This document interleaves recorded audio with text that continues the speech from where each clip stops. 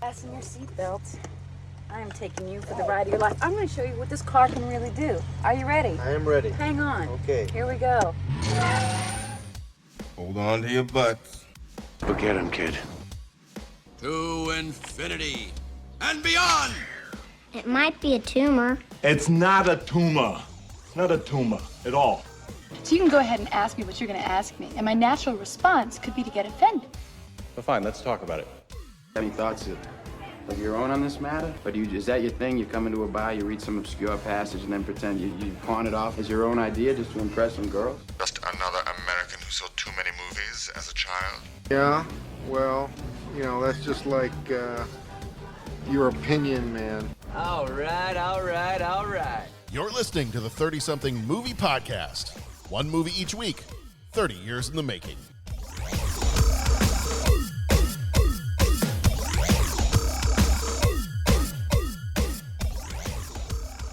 That's right, you're listening to the 30-something movie podcast, and this time around, our movie tonight is... And that's going to do it for this episode of the 30-something movie. Did you see what I did? I did see what you did there. I left it as a cliffhanger. Yeah. Very illustrative of you. I try to be illustrative. Yeah. Or is it illustrative? Illustrative, both. Lustrous? No, that's not right. No, never luscious? mind. Luscious, I think that's it. Luscious, or just a lush. Well, yeah. Well, now that we've introduced John, the host, Bo, Pat, how are you guys doing? Very well, John. Fine. Good. So we are here for some high adrenaline action for this movie, an emphasis on the high, because this movie, I think, takes it to the vertical limit. Oh. Wow. Is this the peak of action? Well. Okay. I'm sorry. I just, I wasn't prepared for beginning in this manner. I can recover. I'm sorry. I feel like that's been said before. Well, my apologies. Let's restart this. Next week when we talk about Groundhog Day, I feel like we'll restart the show several times. That's a definite possibility. Just because yes. I think it's probably needed. All right, let's start over. Hi, my name is John. This is the 30-something movie podcast, and tonight I have with me Bo and Pat. Bo, Pat, how are you doing? Well, John, how are you? Good. Pat, how are you doing? Hi, John. I'm good, John. How are you? Good. Good times. And this is the 30-something delicious dish podcast. Food pod. Food pod. I do have some delicious Christmas treats over here if you'd like me to take them out. No? What Christmas treats are you going to eat them for us, John? That's probably about as far as we take this one. Yeah, I think. Yeah, we'll have to. I was getting nervous and starting to sweat over here. You got some sweaty balls? Whew. Clearly that's not as far as we're taking it. No, right. Well, you always got to go right up to that edge and then just a little bit farther. Yeah, you go right up to the edge. Sometimes you got to... You do. You go right up to the edge, and then you regard it as you pass by. Yeah. Our movie tonight is not Vertical Limit. It's not Pete's Sweaty Balls. It's not any of those. Our movie tonight is Cliffhanger. Sylvester Stallone, John Lithgow. So we're gonna jump onto that one here in just a second. Be warned, we just talk freely here, so the spoilers may just pop out whenever the opportunity arises. So just be warned about that. If you have not, visit our website, 30podcast. It's 30 and the word podcast.com. You can listen to all of our episodes there. You can rate the episodes. You can leave a voicemail. You can become a co-executive producer via Patreon, where you get a whole bunch of bonus content over there. There's all kinds of bonus episodes, little short episodes we do from time to time, and then longer full-length episodes. And then there are other benefits to being a Patreon patron over there as well. So you become a co-executive producer of the show. So we do appreciate all of those that have been joining us over there and supporting the show in that way. We appreciate you all so very much. It does help keep the lights on over here at the 30-something Movie Podcast. So thank you so much for doing that. All right. I don't think I've got anything else before we jump into part of our discussion here, but this is the first episode of the month. And when it is the first episode of the month, we do tend to like to jump in that DeLorean and head back in time. This is our month of March, and we are calling the theme for this month One Bad Day. So all of our movies are about something going fairly terribly wrong, and a lot of them doing so over the course of one day. Or close to one day. So our movies this time around, we've got Cliffhanger, obviously, is today's. Groundhog Day will be next week. True Romance, and we're going to have a guest host with us for that one, so that'll be a lot of fun. Falling Down will be after that, and The Fugitive will finish us off at the end of March. So that's what we got coming up over the next month or so. But because this is the first episode of the month, that means that we are going to hop in the DeLorean, head back in time to this month in 1993, and see what was going on. When this baby hits 88 miles per hour, you're gonna see some serious.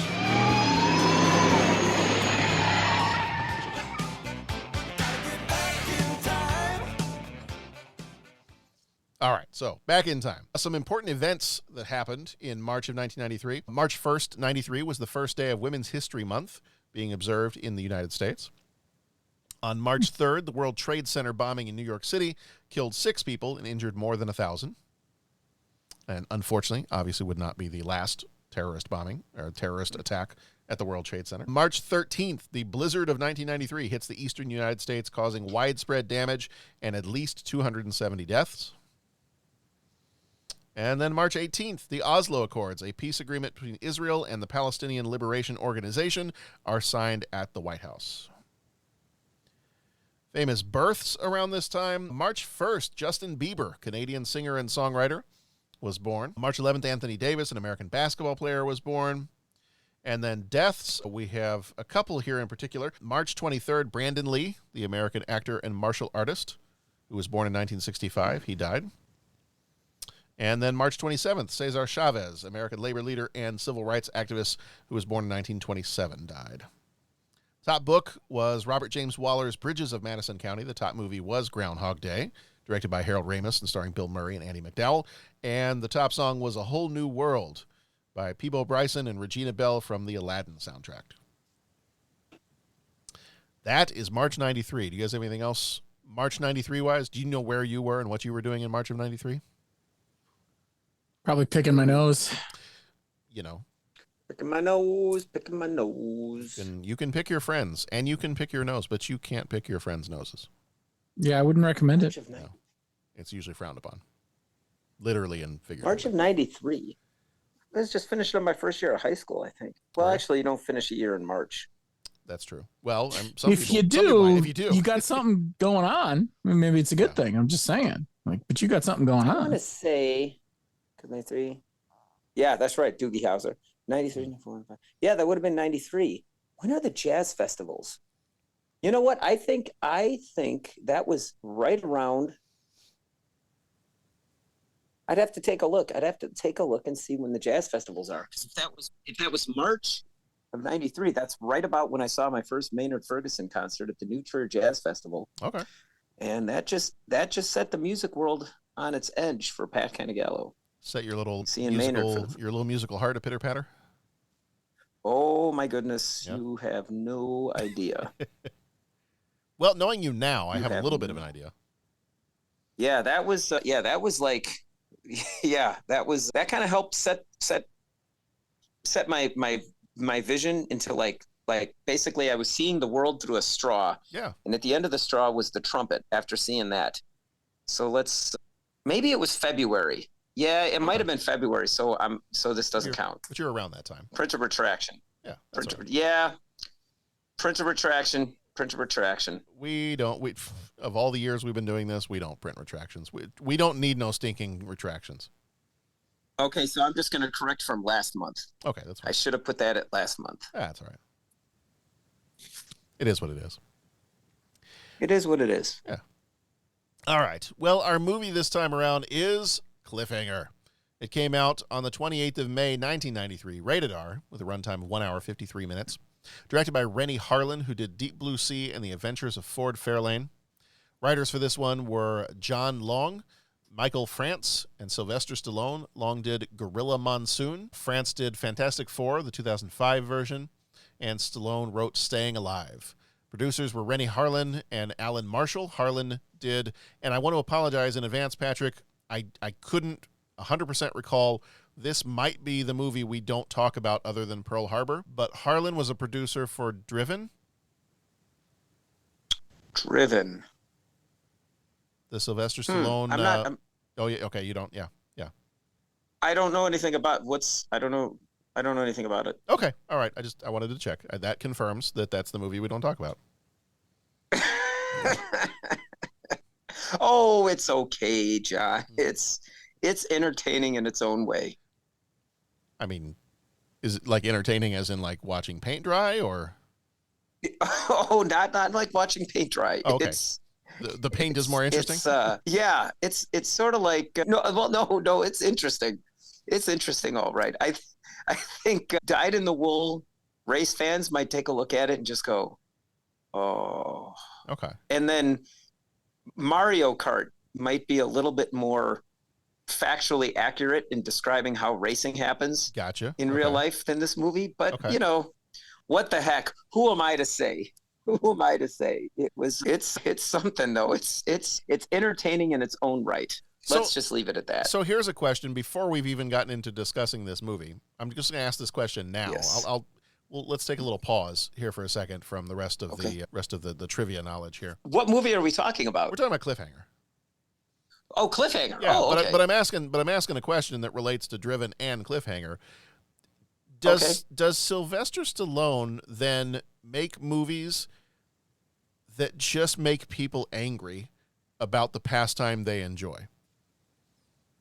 Because I don't know. Are there mountain climbers that are upset about that? I've read from some of the stuff I was reading about this movie is that there were mountain climbers rock climbers that were like, this movie's ridiculous. Like it's not realistic at all. This is not how you use the like bolt gun tool. This is not, you don't use these kind of moves when you're rock climbing. Now, granted, that could be just about any movie, because I know some people that watch the Rocky movies and they're like, that's not how boxing works.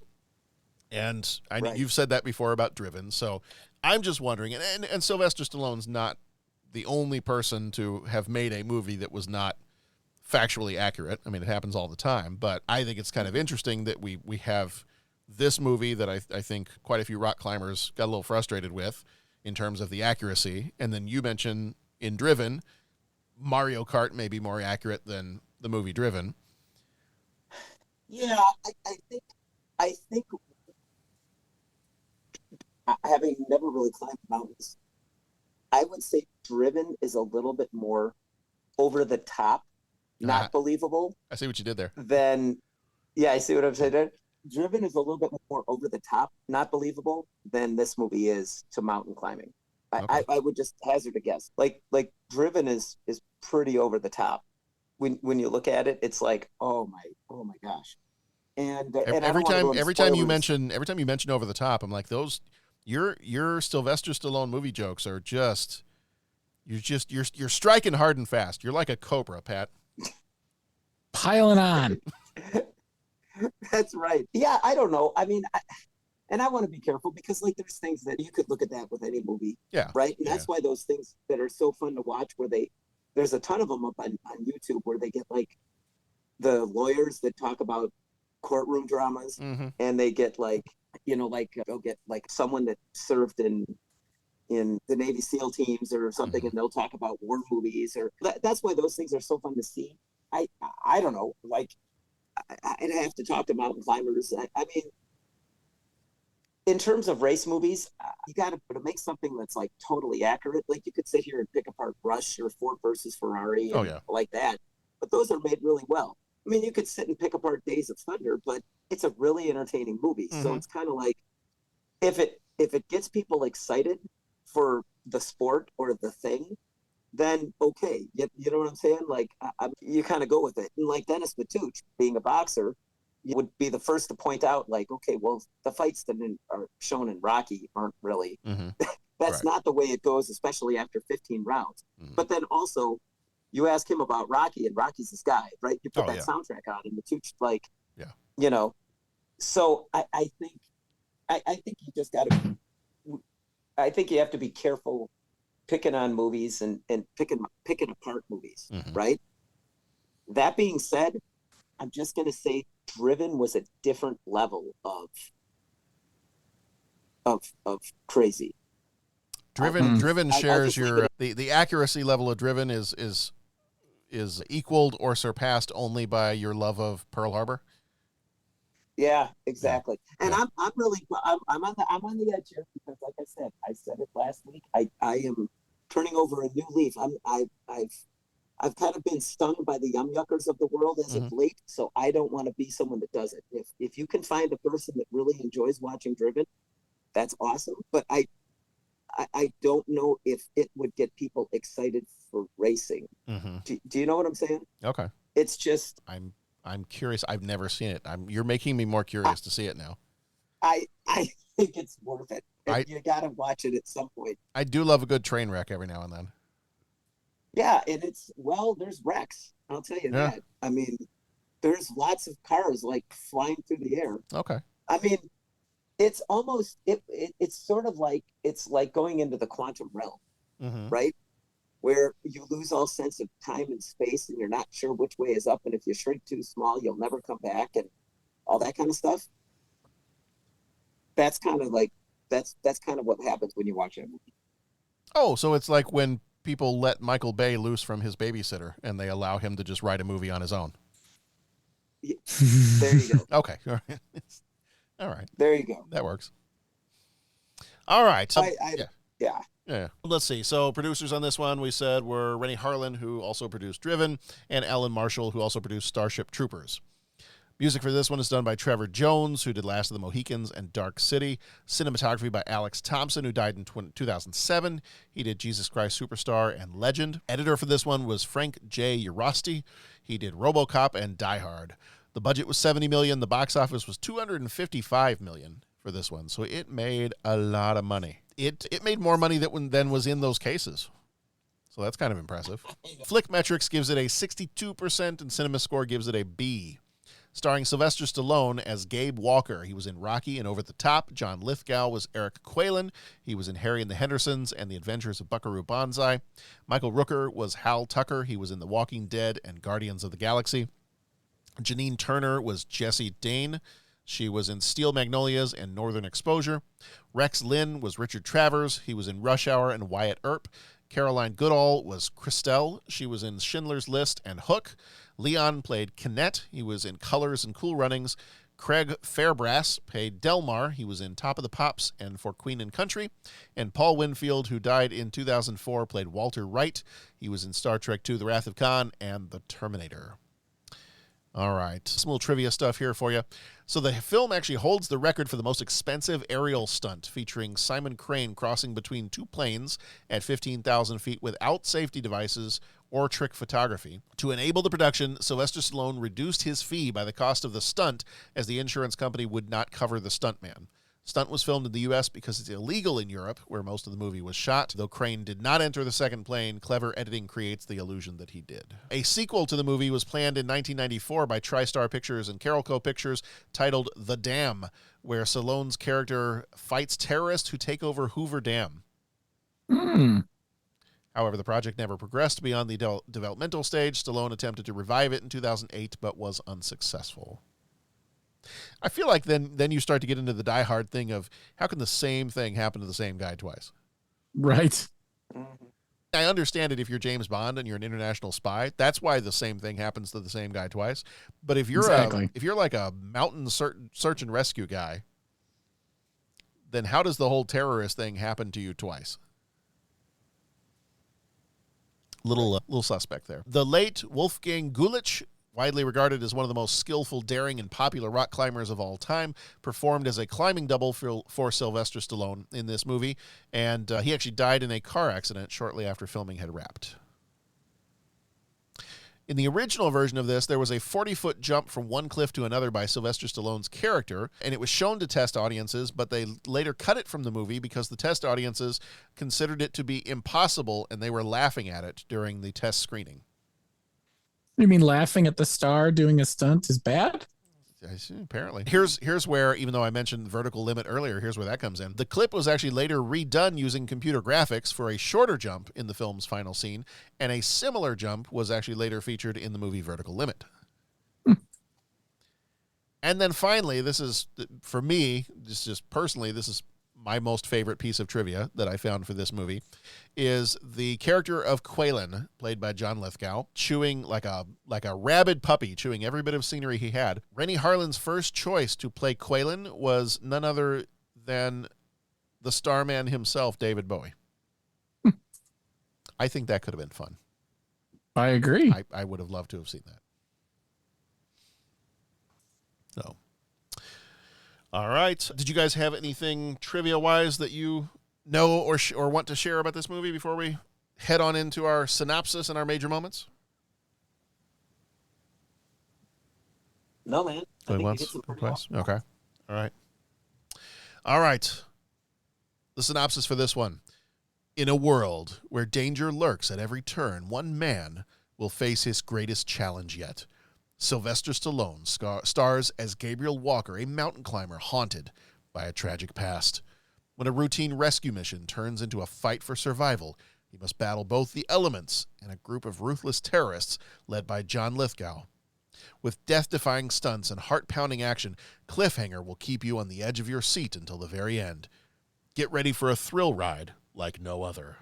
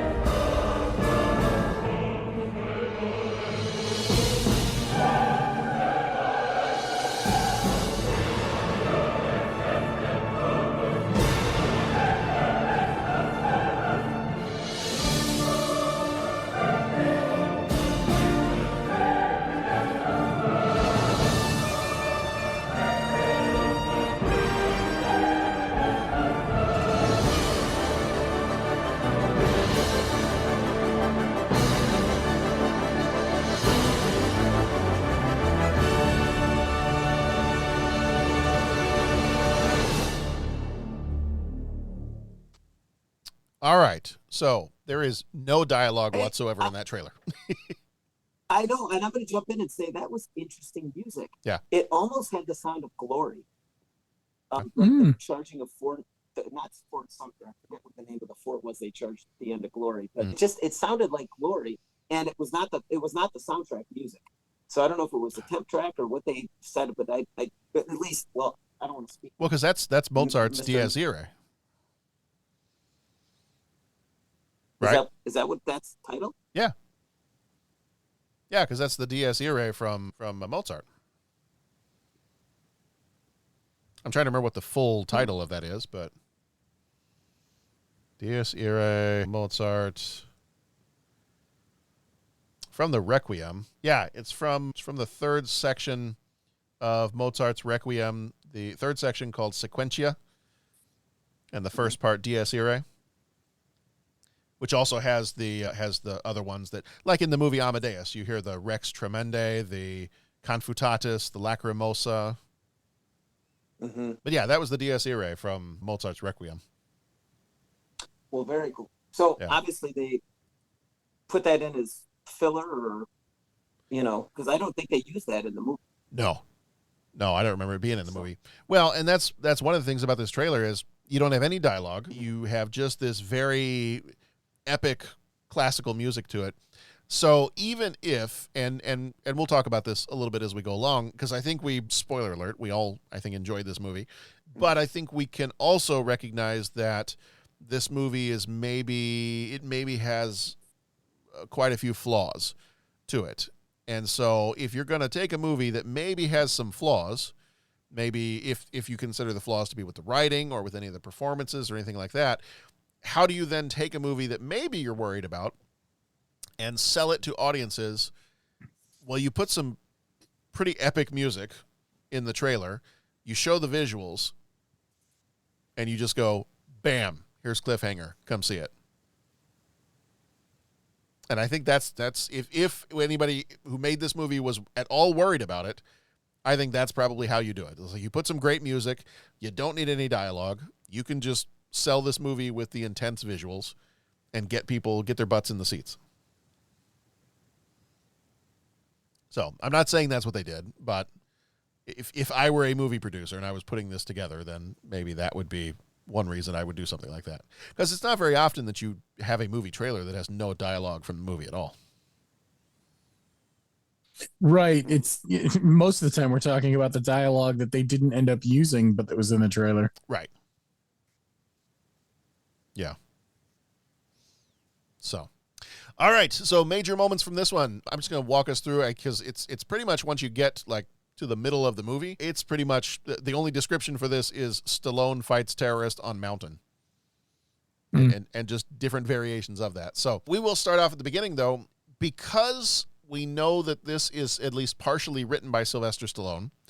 Stallone has a tendency to write his movies about characters who are in some way tortured, maybe by their past or something that happened in their past, and they require redemption of some kind.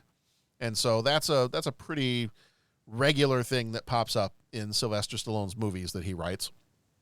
And so we have his character, Gabe, is going to need something in his past to torture him, because we start the movie off and he's pretty confident and he knows what he's doing and he's skilled. And so we have where Hal has taken his very inexperienced girlfriend up on this tower, this rock tower, has taken her up there. And they've basically gotten stuck, I think, because of the weather and conditions. They've gotten stuck up there. They need a rescue. And as part of the rescue, they need to kind of slide across a line from this tower to another mountaintop where they can then get picked up by the helicopter. As Hal gets over just fine, but then as his girlfriend Sarah is coming over, her equipment, and she's scared to be up there anyway, but her equipment then snaps, and she is literally holding on just by gripping the not part of the cable, but by gripping part of her harness that she had, and just holding on with one hand. And as she's starting to slip, Sylvester Stallone's character gets out there, Gabe gets out there, is able to grab her hand, but in Indiana Jones and the Last Crusade fashion, it is that darn glove that ends up coming loose, and she ends up falling to her death. And his buddy Hal will ultimately blame him for what he thinks was several mistakes that he made in getting out there and trying to save her. So that is the tortured past that we're going to be dealing with for the rest of this movie. Fast forward 8 months, and next major moment is he's packing up and moving out, because he has been gone for a bit, but he's come back to get the rest of his belongings, and he is ready to go.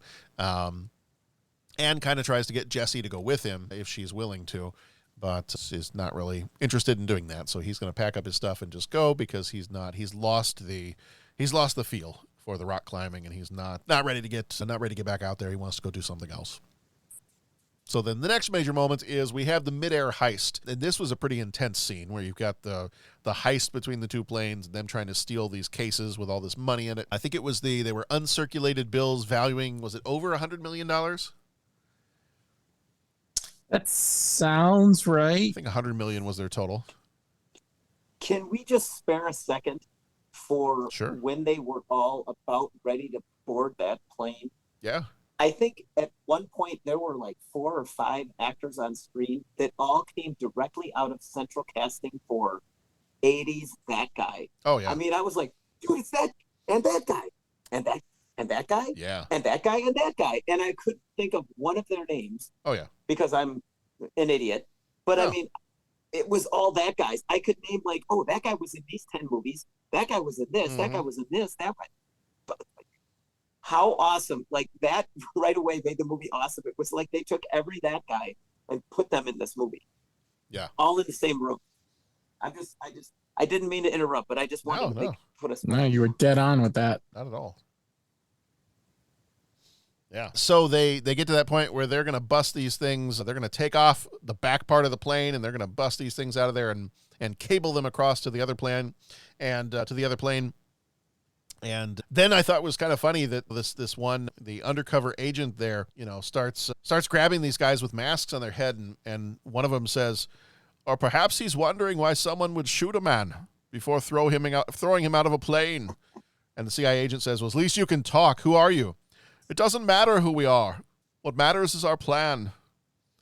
I thought that was really interesting. And then the guy takes off his mask, and it's Bane. Am I mixing two movies here? Am I getting I feel like this is the wrong thing. I think you're conflating like things. How about that? That's inconceivable. I don't think this movie means what you think it means. Probably not, but still true.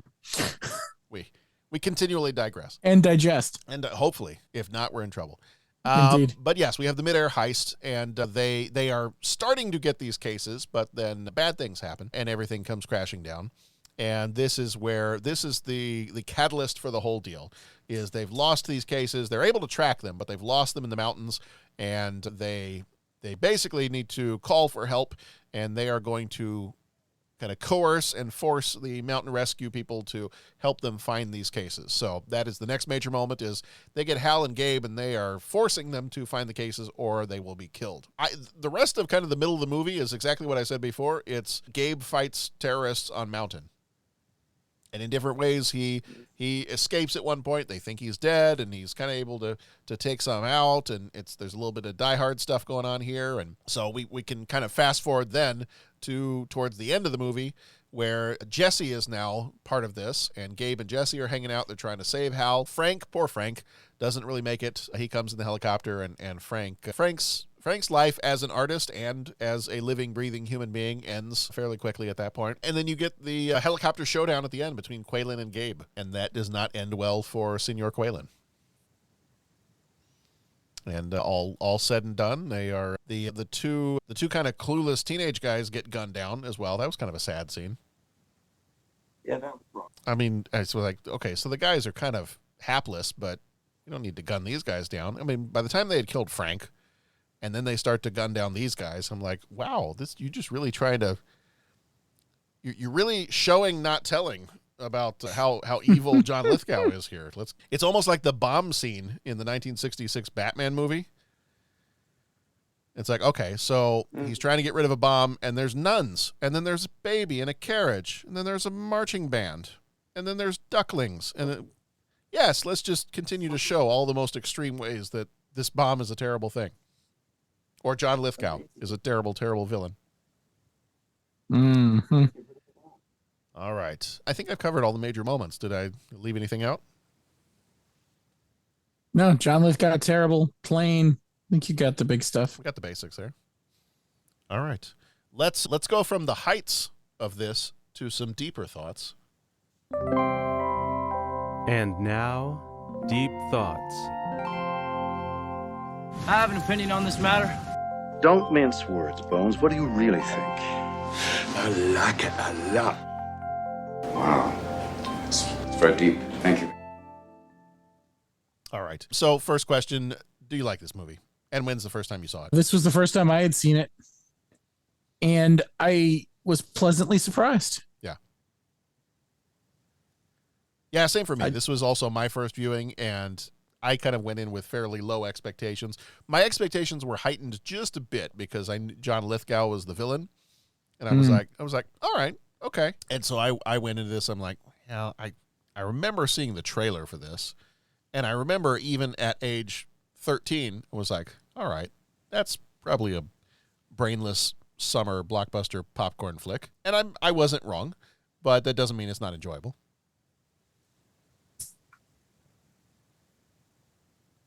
I think I probably said that this is the first time I would watch it too. I had not seen it before this. So, but Patrick, you have seen this one before. I have seen this one.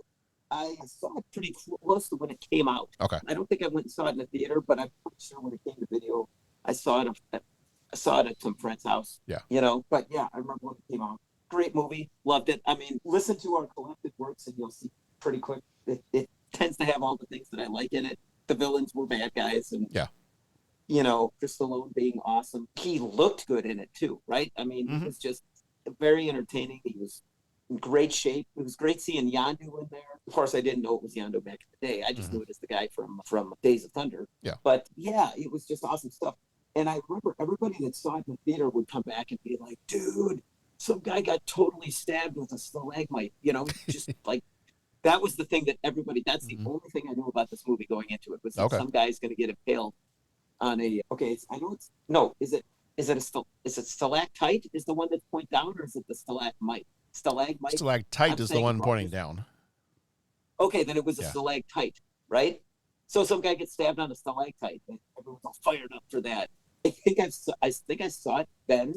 I think I've seen it once or twice since then, but I don't know why I've only seen it that many times because I could rewatch this thing all the time. It's just fun. So, love it. Yeah. And you kind of, Pat, I think, I don't remember if this was you or Bo had said it just a few minutes ago, but basically the idea that, and I think the guys on the Shirley podcast, if you're not listening to their show, you got to go check out the guys on the Shirley You Can't Be Serious podcast because they have a great show. And they just recently did some episodes where they featured Groundhog Day, which is what we're doing next week. But I think Dave mentioned this before. I can go all the way back for our show. I know when I talked with the author of the book Brat Pack America, his name is Kevin Smokler, and that was like all the way back on, let's see, I had it right here, episode number 228 for our show. So that's back like February, actually it's almost around this time, February of 2019. Is when I talked with him. And that was one of the things he said, was we were talking about 80s and 90s movies and kind of as you enter the 90s, when does the 80s movie actually end? And he kind of argued that for most, when you look at most decades, it really doesn't, like the culture and some of the clothing and the music and the movies and everything else, it really takes 2 or 3 years for that to kind of eventually fade out. So when you're looking at some of these movies, you are still looking at 92, 93 as really kind of the end of the quote-unquote 80s style movie or the 80s style action movie kind of a deal. So I think that's why so much of this reminds us of Die Hard, or it reminds us of, or it's got so many guys, Pat, like you were saying, that the guys start walking in the plane and you're like, oh, that's that guy. Oh, that guy's been in 10 other movies that I've seen in the last several years. And it's all the 80s action movie that guys. And it's because the whole kind of genre of the 80s action movie doesn't really peter out until probably about 1993, 94. So yeah, this has a lot of hallmarks of your favorite 80s action movies. Yes. And to bring it all full circle and to date this podcast a little, did everyone see the reference in the Super Bowl commercial for Paramount Plus? Yes. Yeah, I thought that was kind of funny. During the Super Bowl, they had the commercial where they referenced Cliffhanger. Yeah, I was like, wait a minute. Yeah. What's happening? Well, because he doesn't, Sylvester Stallone has that, is it Tulsa King? Is that what it's called? Yep. Yeah. Tulsa King. He's got that show Tulsa King. So I thought it was kind of funny that they, well, I guess because the whole idea is it's on like Mount Paramount. Yep, that was the shtick they went with this year for their. Yeah, so there was the whole Cliffhanger thing. Yeah, which I thought was fun. I was like, all right, that's leaning into it. It's 30 years, like you're acknowledging your history and forging forward. Like, that's cool. Yeah. Little meta hanging from his own nose, but hey, you know what you can do? You know. Exactly. You know, and I want to say that cycling back to our little conversation, and we kind of got onto a tangent talking about the believability or whatnot of some of these movies. I think cycling back to our early conversation, I don't know that we held the 80s. What am I trying to say? I don't know in the 80s that we hold the movies to the same realism type things that we hold movies now, today, and in the 90s. Do you get what I'm saying? Yeah. Like, I'm trying to think, like, was there any part of you that would watch Commando and say, well, that's not realistic? I mean, no, probably not. Yes, it wasn't, but we cheered. I mean, when he jumps off the bottom of the plane right, and falls into the marsh or whatever, it was just like that just made it more exciting. Yeah. Right? Like, and I'm going down the list of all the different action movies that came out in the 80s, and it's sort of like, I don't know if that had happened. I don't know if that had happened. I think that almost became a construct of later.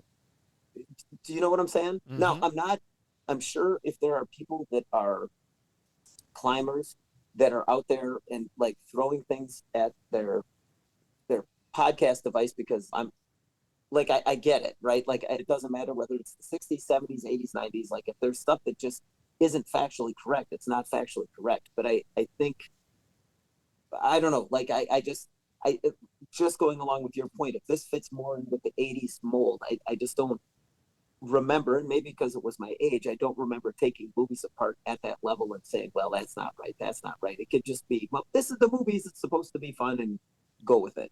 Yeah.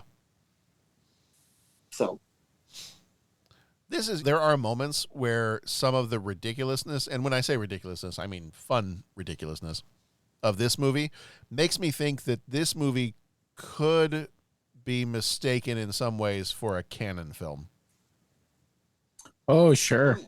Like just some of the crazy. If it was a little more crazy, then I think it could be mistaken for a canon film. I almost started watching the other day because I was just, not that I had a bunch of free time, but I was like just sifting through a bunch of different movies, and it was like almost purposefully looking for some bad movies just to put on in the background. And came across a canon film that I have not watched any of the ones that are in this series, but I came across the canon film Ninja 3: The Domination. Oh, that sounds like a classic. Has anyone seen this one? That does not ring a bell with me, no. Is that because there's an American Ninja 4, The Annihilation? Yeah, no, I think this is different. Okay. Yeah. Go ahead. Yeah, so basically this one is, and it's this 80s action movie stuff that is just so ridiculous that it has to be fun. And so I'm convinced that I need to see this one at some point. Basically, it is a mixture of, from what I've heard about it, it is a mixture of a ninja movie and The Exorcist. Mm. That a ninja goes on a killing spree, is shot by the police, and his soul turns into a female aerobics instructor. His soul then possesses her and has her avenge his death by killing the policeman who shot him, and then it kind of goes from there. I'm like, the ridiculousness, and that's a canon film, so obviously it's ridiculous and crazy and probably fun in how bad it is. But yeah, I really got canon film vibes from watching Cliffhanger. In a fun way.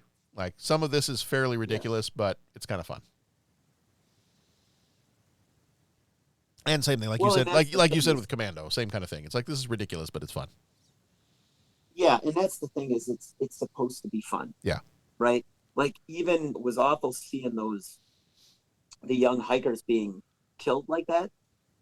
But we never really wallow in grief or are sad other than that immediate scene. It's more of like a rallying cry for them to like rise up and fight these guys off. Do you know what I'm saying? Like, as an audience, it's not something that we wallow in. Even the whole him being resentful of Gabe for supposedly allowing his girlfriend to die, but not facing the fact that maybe he blew it by having her up there, you know, and that was never really resolved either. Other than, yeah, we kicked the bad guys' butts, we're all in it together, like high five kind of thing. And they cue the credit music, which is fine. But I mean, that's the thing, is the movie is supposed to be fun. Yeah. Right.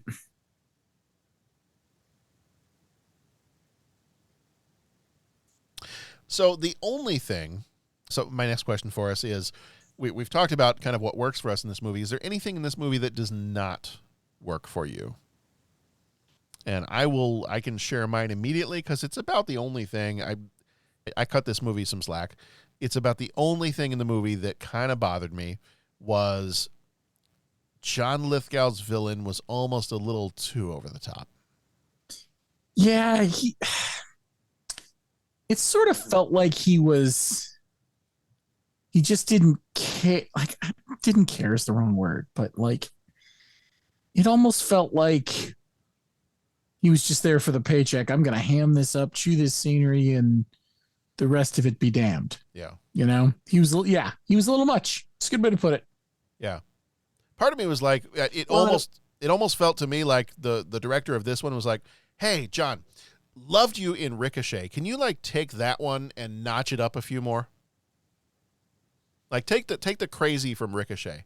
And he did. He delivered. He notched that sucker for sure. Yeah. Pat, what were you going to say? You were saying something. I was just going to say, dare we say it, that he was kind of just two-dimensional. He was just a bad guy. Yeah. And he was supposed to be like real bad guy. If he had a mustache, he'd be twirling it. Oh yeah. Exactly. Yeah. Like I'm going to incur the wrath of film goers everywhere when I make this comparison, but I was talking to like Dominic and I are watching through all the Marvel movies.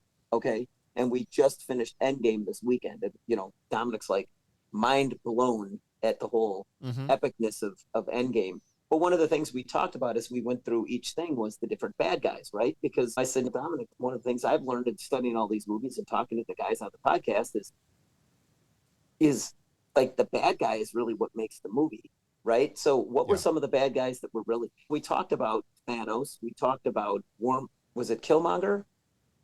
Or Warmonger, not Warmonger, Killmonger in Black Panther. Yeah. You know, so we just went through some of the bad guys that like, okay, they were a little bit deeper, right? Like they were bad. I mean, they were in some ways like the most evil, but then they also kind of had a mission that they thought was correct, which made them more. Do you know what I'm saying? Like not into that. Just some of the things with Thanos where he was doing these horrendously evil acts, but then he was very sad by some of it. And I'm trying to be careful of spoilers, but if you haven't seen Endgame, listening audience, sign off right now, or Infinity War, sign off right now. You've been forewarned. But like the whole thing where he kills Gamora, right? Like, you know, we were talking about that. Like, yeah, obviously he felt emotions. He was upset by it, but it was... So anyways, the point I'm making is that those are layered people, bad guys that, okay, well, they've got something that is thought-provoking or interesting, or there's some depth to the character. Like you said, with this, and I'm not knocking it because it is what it is, but I think this guy was just the bad guy. Like, he was here to kill the good guys and say, like you said, chew the scenery and deliver lines as only John Lithgow can. Yeah. And that was kind of the depth of it. Yeah. If you were up on the mountain, who would you want with you? Would you want Hal or would you want Gabe? If you were going to get rescued, would you rather have a Michael Rooker or would you rather have Sly Stallone? Stallone, because he's going to luck his way out of it, if nothing else. That's also true. I liked them both, man. Yeah. Like, both guys were cool. Did you feel, so I guess a side question to this one too, is Hal, Michael Rooker's character, blames Sly Stallone's character for doing the wrong thing, and that's what caused Sarah's death in the beginning. Now, Sly would argue that he's the only one that did the right thing, and I think Jessie even comments at some point, she's like, you're the only person that kept a cool head during that whole ordeal. Did he? We're not all professional rock climbers here, but what was your take on that? Did he do the wrong thing? Was there some other course of action he should have taken? Well, I you know what, I think that was part of the movie that was never really drilled down on. Yeah. Right? Like the movie, it was just there to set up the tension between the two guys. But again, you never really get to that level of the movie where they argue it back or forth and you see the two things presented. right? And I would imagine that, again, I have never climbed a mountain, so I don't know exactly what the details are. I mean, I don't know if that rescue they set up was something that was merely a construct of Hollywood, or if that had some semblance of what would happen in real life. Do you know what I'm saying? Well, yeah, and that's part of what I was wondering too. Is like, well, Hal's mad at him for doing the wrong thing. What does Hal believe was the right thing? Well, see, exactly. You never get that, because he said he was going to climb out there, and then the question how is, would that okay, have well, been any different? Right. And then my question is, like, don't they have backups and safety latches and safety harnesses and all that kind of stuff? And then suddenly we were left with the clip, that one clip hanging in there. And again, I don't know that the movie necessarily was supposed to be this 100% factual thing about rock climbing. I think that was just the setting. So they needed to have that person die to set up the tension between Hal and Gabe. Yeah. Right. And to put the audience, the thriller aspect of it, of, oh my gosh, she's going to fall. She's going to fall. Oh, she really is going to fall. Mm-hmm. I did not expect that to happen, because you expect the good guys to, win at all times. And that was an intense scene. Yeah, it was. So, like, me watching it when I was 14 was always just like, oh my God, staring into someone's eyes as they fall. Like, that's the thing that I'm terrified by, something like that. I'm not gonna step back and say, oh wow, like, this is inaccurate. You know what I'm saying? Now, I'm not a climber, so I don't have those things to bring to it, but I think the idea was just for it to be terrifying and thrilling, and that's the way they did it. I think if you drill down, I don't know that the movie really examines that, and you never even get a resolution to them hashing it out, or Michael Rooker's character saying, I shouldn't have had her up there. I don't. Right. They never explore that, so I don't know. And I mean, even that, they were in a rather secure position on that rock face, right? So why did they have to suspend themselves off the side of that mountain and, like, zip line over to the helicopter?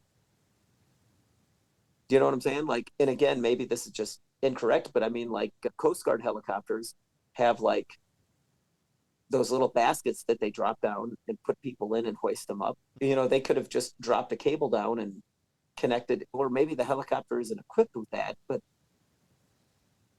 yeah, like I said, there were just a number of things that didn't line up for that. And I think it was just because they needed something that was dramatic and splash for the audience. Yeah. That's my 2 cents on that.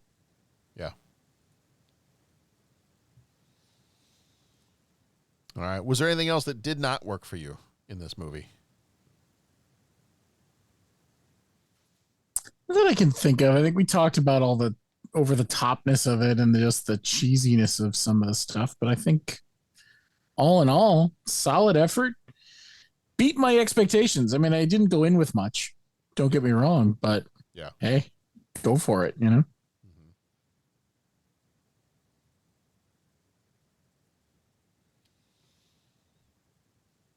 All right. Let's see. I don't think I have anything else for this one. Are you guys ready to jump into 3 questions? Let's do it. It is time for 3 questions. He asks each traveler 5 questions. 3 questions. 3 questions. It's impossible to answer. Impossible because you don't know the answer. Nobody could answer that question. I want to ask you a bunch of questions. I want to have them answered immediately. What you just said is one of the most insanely idiotic things I have ever heard. At no point in your rambling, incoherent response were you even close to anything that could be considered a rational thought. Everyone in this room is now dumber for having listened to it. I award you no points, and may God have mercy on your soul. All right. 3 questions. Question number 1. What is your favorite cinematic fall?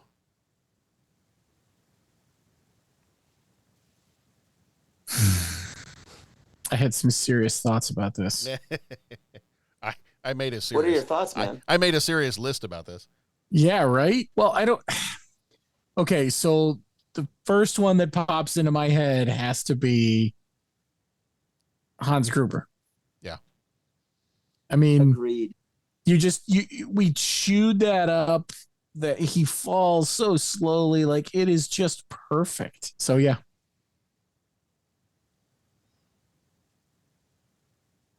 Hans Gruber's got to be on the list. There's more, but that's the one I'm going to start with, and then we'll see where we go. Okay. Is that your top choice? I think so. Yeah, Okay. It's got to be. All right. I agreed. Agreed. That's going to be my top choice. We're daily doubling it. That one's yours too? Okay. Mm-hmm. I made a ridiculous list of this one, and I had so many to choose from. I went with the one, and in different ways, these are all, some of the ones that I put on this list are just, some of them are just amazing piece of cinema. But the ones that kind of made it to the top of my list are the ones that, when it happens in the movie, I get a little choked up. So those are the ones that I rose to the top of the list for that. And I know that I will get a little bit made fun of for one of my runners-up. But one of my runners-up is going to be, even when you win, you lose, Ripley taking the dive off of the platform in Alien 3 at the end. Mm-hmm. So that's one of my runners-up. You know what? I've got a bunch of other runners-up, but I'm sure you guys are going to probably mention them too once we get our favorite ones out there. So I'm just going to go with the one that I get goosebumps every single time I watch this scene. And it is the scene of the helicopter falling off the roof in Superman. In the original Superman, when Lois is hanging, much like in this movie, when Lois is hanging by her, is it like a purse strap or something like that, from the bottom of the helicopter? Or no, it's a seatbelt. She's holding on by a seatbelt in the helicopter. And the helicopter is about to fall off the roof. And just that whole scene where Clark comes out of the Daily Planet, he sees what's going on. He does his quick change in a revolving door. And he comes out, and there's the guy on the other side. Say, Jim, what a bad outfit. And he's just like, puts up his fingers, excuse me, and then just flies up in the air. A helicopter falls. He grabs it with one hand, and he's like, don't worry, miss, I've got you. And she just looks at him and does the whole, you've got me? Who's got you? And then the Superman, the John Williams music swells at that point, and it's like every single time. I've seen that scene, I don't even know how many hundreds of times. Every time I see that scene, I'm like, that's awesome. Like that's, I get little, even talking about it right now, I get little goosebumps talking about that scene. So I think that's going to be the scene for me. Although I have about 1 million runners up, but we've done our favorites now. What did not make the cut for you, but are still some great movie falls? Palpatine. Yes. Solid. Yeah. My daughter did choose Dumbledore. Oh. That was her choice. Yeah. Oh, that's good. Very good choice. I alluded to having been watching all the Marvel stuff, and I'll just say that again, I've already done the spoiler thing, so yeah. If you haven't seen but Gamora in Infinity War, and then Natasha Romanoff in Game. Yeah. Those scenes were pretty dramatic, and every time I think, it's just an action movie, I always get pretty choked up and emotional at those scenes. So. And if you even want to, you can go all the way back to the original Avengers and when Tony falls through the portal once he's set off the nuke on the other side of the space portal and comes falling back down to Earth. Yep. Say the beginning of I don't know, is it my favorite movie or one of my favorite movies? But Skyfall, when Bond is fighting on that train. I mean that movie. Okay, spoilers for Skyfall. Go watch it. It's one of the best movies ever made. I mean, that whole thing opens with this action sequence that is just so unbelievably over the top. It involves however many different combinations of vehicles, hand-to-hand combat, gunfights, you name it. And then it just ends with that and him getting clipped and then falling. And it's just like, it's a really dramatic end to that thing. And you're just like, dude, did she just kill Bond? What the heck just happened? So that one's pretty dramatic as well. You could also do the whole skydiving thing in Moonraker. Oh yeah. Well, so skydiving, you could do Point Break. Yeah. Right? You could. I don't like that movie, but you could do it. I know you don't like that movie, John. It's my least favorite of all time. Just ahead of The Room. Last of the Mohicans. Yeah. Where they go off the cliff, or the 300. Yeah. But this is Sparta. This is Sparta. Boom. Yep. Yeah. Well, I was a little bit surprised nobody yet has mentioned Gandalf. Yeah. The Gandalf fall. I think we might have been off mic last week when I first introduced this question to you guys. But Pat, I think last week you mentioned Darth Maul. Okay. When he takes his tumble. The other one I'm gonna throw out there, and I will do so by way of a quote. Anytime that you can have a fall and the two people falling have this exchange with each other. Hey, you want to play 20 questions? All right, I got one. Oh, yes. Are you a mineral? Yes. Yeah. Are you a tank? Whoa, yeah. Ah. Yeah. Bill and Ted's Bogus Journey, for anybody who wasn't sure about that one. Yeah. Yes, that one was great. Matrix, when he doesn't make the jump. Matrix, yep. It's a lot of good cinematic falls. I think, and your guys, your first pick was obviously one of the first, when you think people falling in a movie, like Hans Gruber has got to be possibly the first that you think of, like one of the most recognizable cinematic falls, but yeah. Mm-hmm.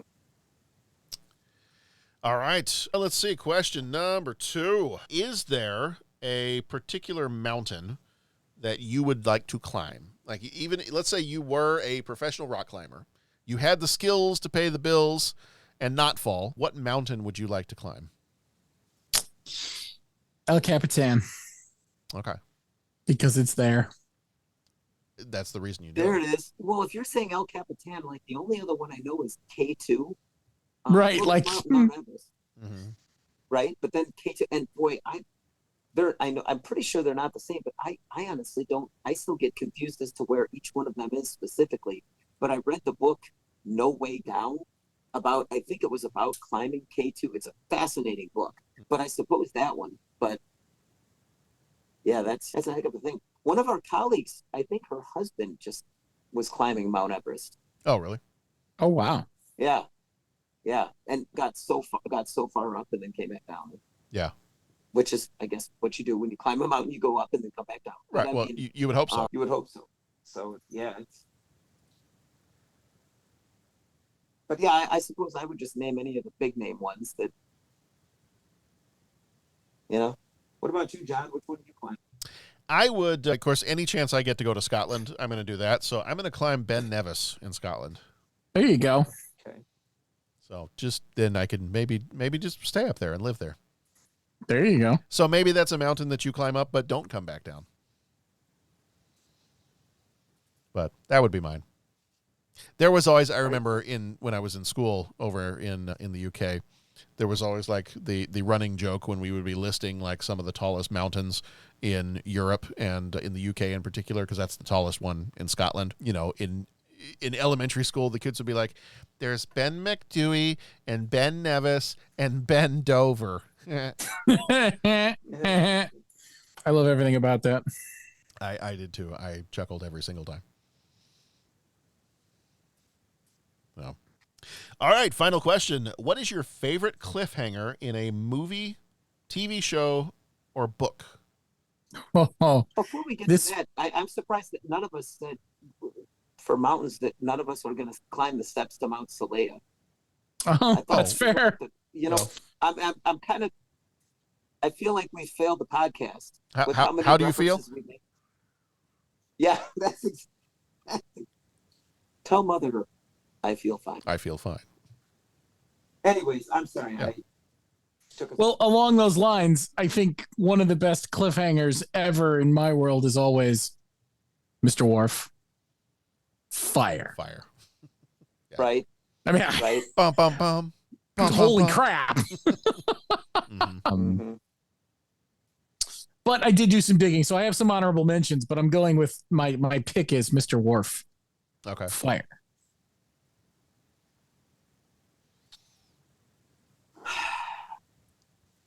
it's hard because, you know, Empire Strikes Back has got to be the cliffhanger of all cliffhangers. Oh my gosh, did we not mention that fall either, by the way? It was on my list, but I didn't mention it. Yeah, the Luke fall in that is fantastic. I can't believe I forgot about that one. The Luke fall with or without the scream. Let me clarify. Sure. No. Let me clarify that without the scream. Okay. Yeah, I think without the scream makes it creepier. Without the scream that was clearly dubbed in by Kermit the Frog. Yeah, it's not the greatest scream on the planet. I hated that one. I think he was screaming Greedo shot first as he went down. Yeah, he could have. Oh, there it is. Actually, I think if you listen, I think what he's actually screaming is, "I didn't know she was my sister." Indeed. I have some regrets. So, anywho, I would say, like, Empire Strikes Back. But here's the thing is, I don't remember, like, I just remember growing up always knowing that Darth Vader was Luke's father and he didn't know. Do you know what I'm saying? Like, I don't remember when that cliffhanger happened.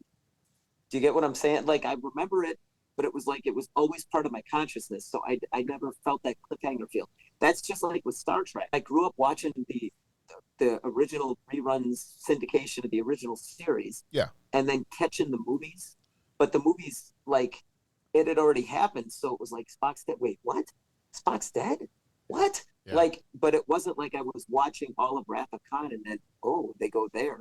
So I would say for me, those two are like two of the biggest cliffhangers, but I never like lived through it to the point of,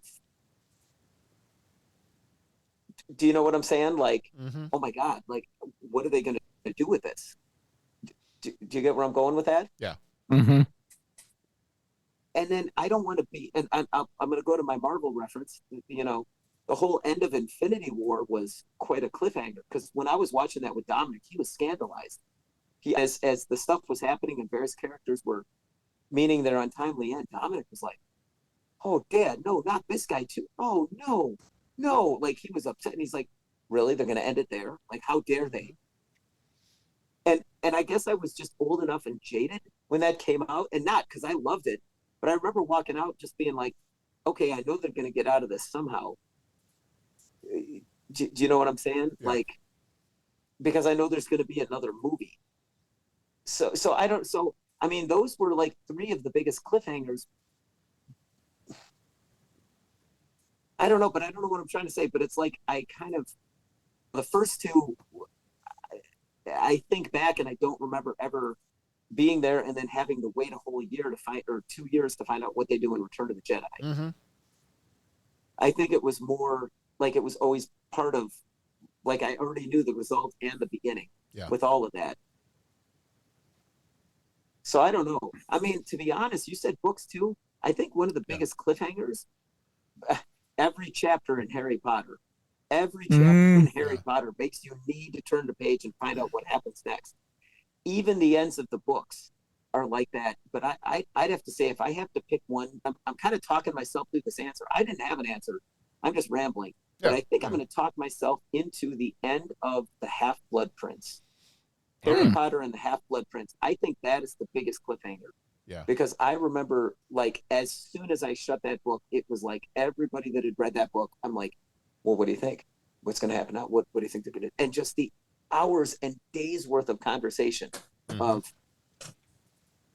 what's going to happen. Oh my gosh. And for anybody that doesn't know, John, you've seen all the movies, like you're all good with Harry Potter. Yeah. I've only seen bits and pieces of the last couple, but yeah, for the most part. Yeah. Do you know how the Half-Blood Prince ends? I mean, I don't want to. Once we kind of get to that point, it kind of blends together for me. So I'm sure my daughter has told me at some point, even if I don't remember, but. Well, I don't want to ruin it then. No, you're fine. You're fine. What I'm saying? You're fine. Oh, have you read Harry Potter? Or are you? Oh yeah, a long time ago, but. Okay. Yeah, go for it. Okay, and listening audience, tune off if you like. I don't want to spoil this, but now I'm nervous. But final warning: Harry Potter, Half-Blood Prince. If you haven't read or watched, turn this off now. But when when Snape turns around and kills Dumbledore, Yeah.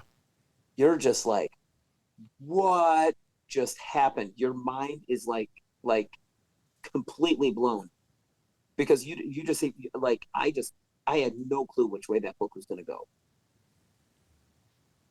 Yeah. And it's not even like in the next book you open it up and like you get the resolution. You don't get the resolution until the end of the next book.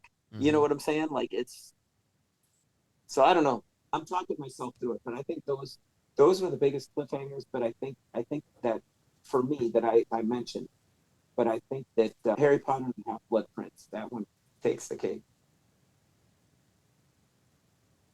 All right. Bo, did you say yours? Yeah. What did you end up Mr. going with? Warfire. Oh, Mr. Warfire. Yeah. There are some definite honorable mentions in that category too. Yeah. So before I do mine, I want to backtrack for a second, because there was one cinematic fall that we did not mention that I'm like, ooh, that was on my list and I should have mentioned it. The Joker at the end of Batman 89. Oh God, yes, of course. No. All right. So my cliffhangers, as with you gentlemen, I also had a list of cliffhangers here that I was kind of agonizing over. My runners up, I think, were, and I had a hard time deciding which one would go on the top here, but and some of these are just so iconic. My runners up were The Birds. So Hitchcock's The Birds. My other runner up, I think, yeah, I'm going to put this one as a runner up. My other runner up was Planet of the Apes. Oh, good one. Like the original, yeah. They did it. They finally did it. And then I think my favorite, because this was my favorite one as a kid. Like, I remember as a kid watching this and thinking, what? There's like going to be more? I'm going to go with the ending of the original Back to the Future. Oh, yeah. Because then you think it's over, and then all of a sudden, Doc shows up. Marty! It's your kids, Marty! Like, something's got to be done about your kids. Gonna have to back up here, Doc. We don't have enough road to get up to 88. Roads? Where we're going? We don't need roads. We don't need roads. And then the DeLorean flies up in the air. That, to me, as a kid, even now, but as a kid, I was like, wait, what? It's kind of those wait, what kind of moments. Now, I also get that from, and other times where you could just kind of feel it, like feel the tension of the cliffhanger, was like the end of, the end of the first two Lord of the Rings movies, but especially Two Towers.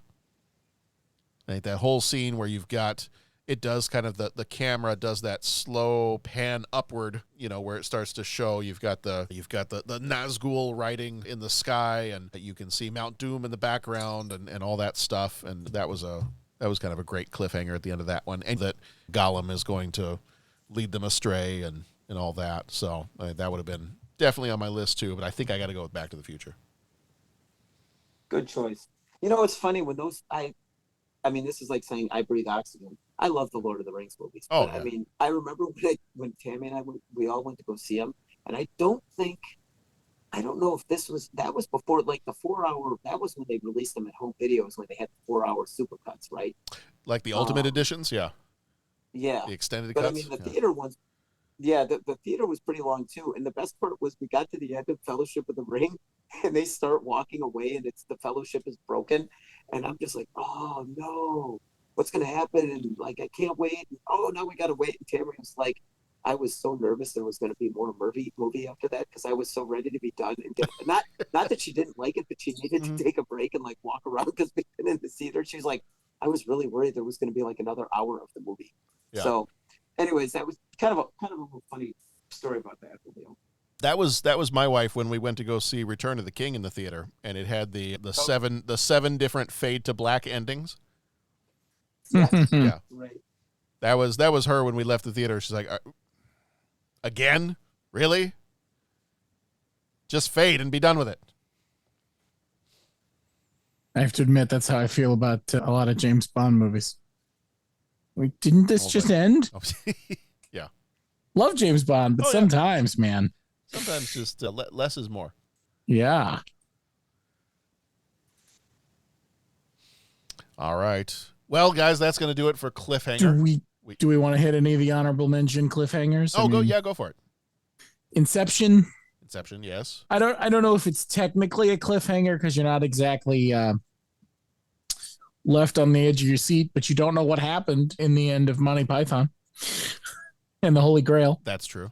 Good. That was actually when we watched that with Nora a few weeks ago. She looked at me and she's like, wait, that's the end? I remember the first time I saw it, I was like, no, they're just kidding. It's going to come back. And no. Das ist alles. No. The Thing. Yes. We just did The Thing, and The Thing. And yeah, that one was on my list too as a runner-up. Talked about those. Just making sure I didn't miss. Yeah, I admit to have Kevin completely forgot about The Thing until I saw it on another list. I was like, oh yeah. Because I think why I didn't think about it being a cliffhanger is because we watched 3 of the darn things. So right, yeah. They all sort of do this in my head, and blend together. But The Thing, and The Thing, and The Thing for sure. You got The Dark Knight. Yeah, when he's riding off, being chased by the police, and you don't know what's going to happen next. Yeah.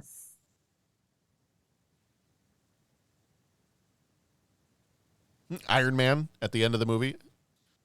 Oh yeah, because you don't. Yeah, I am Iron Man. That was so cool. Yeah.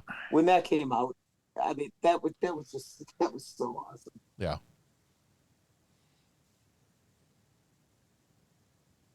All right.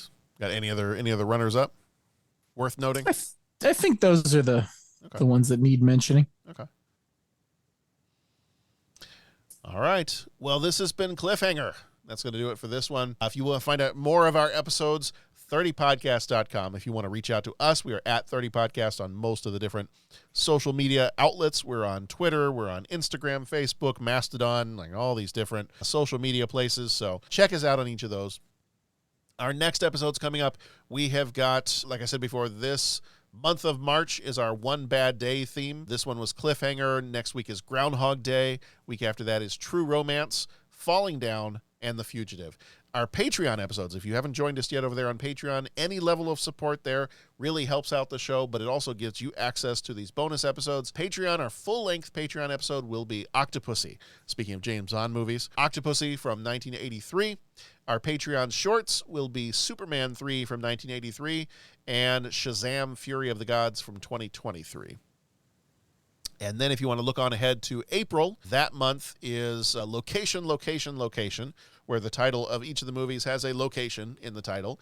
We've got Sleepless in Seattle. We've got A Bronx Tale. We've got Gettysburg, and we've got Philadelphia. Those are our regular episodes for that one.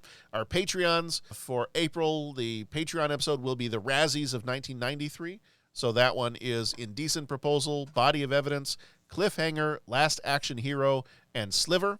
Our Patreon shorts are Sleepaway Camp from 83 and Evil Dead Rise from 2023. So that's what we got coming up in April. So join us back here for those at that point. But join us here each and every week. So like next week, we have Groundhog Day. It is going to be cold. It's going to be gray. It's going to last you the rest of your life, but hopefully you'll enjoy it. So, as always, thank you, Bo. Thank you, Pat, for being here with me. Thank you, John. Everybody, be excellent to each other. Go watch some good movies. And if you don't know how to climb, don't climb a mountain. I think that's what we learned from this one. That's fair. Take lessons. Take lessons. Yes, take lessons. Or if you're like me, just don't do it. Why should I not climb a mountain? Because it's there. Indeed. How did we get all the way through this without talking about that documentary about the mountain, Free Solo? Oh, yeah. Have you guys ever seen Free Solo? I have not seen it. I remember hearing about it. I've seen the Twitter hashtag, and yes, I would love for Alden Ehrenreich to have another chance to be Solo. Ah, there it is. I'm part of that campaign as well. I see what you did there. I see what you did there. No, I have not seen that documentary. Have you heard of it? I have heard of it, yes, but I have not seen it. So that can be our other parting wish for you is be excellent to each other. Go watch some good movies and go check out Free Solo. All right. We'll see you all back here next time.